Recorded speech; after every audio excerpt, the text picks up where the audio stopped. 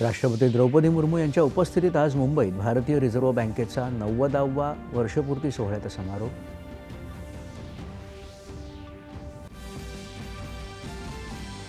भारताच्या आर्थिक विकासाच्या प्रवासात रिझर्व्ह बँकेची भूमिका अधोरेखित करत बँकेनं शेती, लघुउद्योग आणि गृहनिर्माण क्षेत्रांना आवश्यक आधार दिल्याचं राष्ट्रपतींचं प्रतिपादन.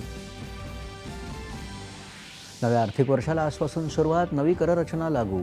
सक्रिय नसलेल्या मोबाईल क्रमांकाद्वारे आजपासून UPIवरून आर्थिक व्यवहार करता येणार नाहीत. केंद्र सरकारी कर्मचाऱ्यांना आजपासून युनिफाईड पेन्शन स्कीम UPS अर्थात एकीकृत निवृत्ती वेतन योजनेचा पर्याय उपलब्ध होणार.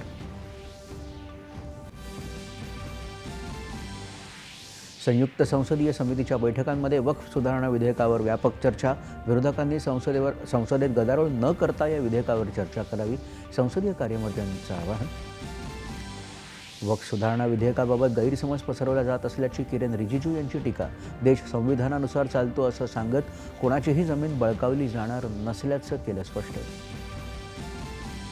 चिलीचे अध्यक्ष गॅब्रिएल बोरिक फॉन्ट आजपासून 5 दिवसांच्या भारत दौऱ्यावर. पंतप्रधान नरेंद्र मोदी यांच्याशी करणार द्विपक्षीय चर्चा.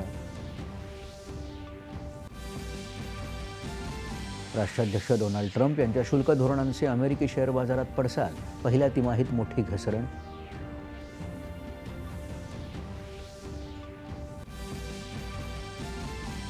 IPL क्रिकेट स्पर्धेत मुंबईतल्या वानखेडे मैदानावर झालेल्या सामन्यात कोलकाता नाईट रायडर्सचा पराभव करत मुंबई इंडियन्सचा स्पर्धेतील पहिला विजय.